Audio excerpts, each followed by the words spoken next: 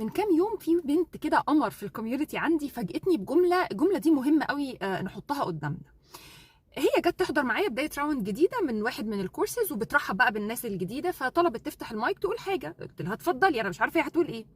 فلقيتها بتقول لي جمله مهمه قوي.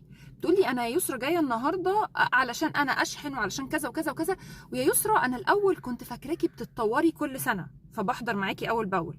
انا دلوقتي عرفت ان لا، انت بتتطوري كل يوم. انا كل مره بحضر معاكي من كام شهر بتكوني اعلى من المره اللي قبلها.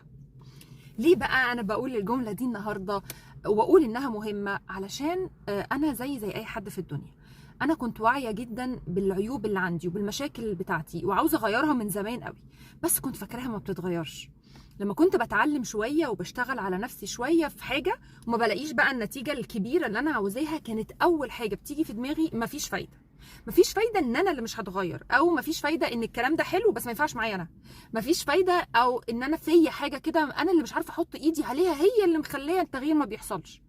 والحقيقه ان انا مش بس اتغيرت، انا حياتي اتحولت 180 درجه. ولما انا بقعد دلوقتي اتامل كده انا بفكر ازاي وبتصرف ازاي، انا بلاقي نسخه مختلفه تماما عن اللي كانت موجوده زمان. ومربط الفرس هنا مش ان انا جايه اقول لك انا خطيره وما حصلتش اطلاقا.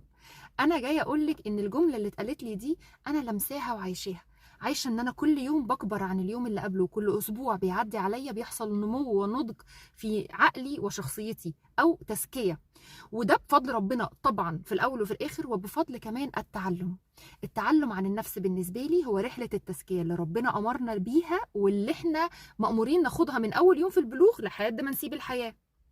الرسول عليه الصلاة والسلام لما عدى على مجموعتين من الناس قاعدين بيتعلموا، مجموعة كانت قاعدة بتتعلم والمجموعة التانية قاعدة بتدعي، فاتسأل أي المجلسين خير؟ فشاور على المجموعة اللي بتتعلم مع إن التانيين قاعدين بيدعوا ربنا، وقال إيه؟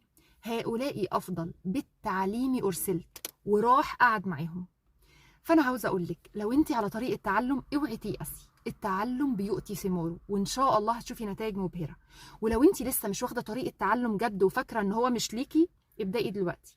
الرسل والأنبياء كانت بتنزل عليهم النبوة في سن 40، وأنا عندي في الكوميونتي ستات فوق 45 وأعلى، وببقى سعيدة وفخورة جدا بيهم إنهم جايين يتعلموا عن نفسهم ويزكوها ويطوروها. فالزمي طريق التعلم تنجي.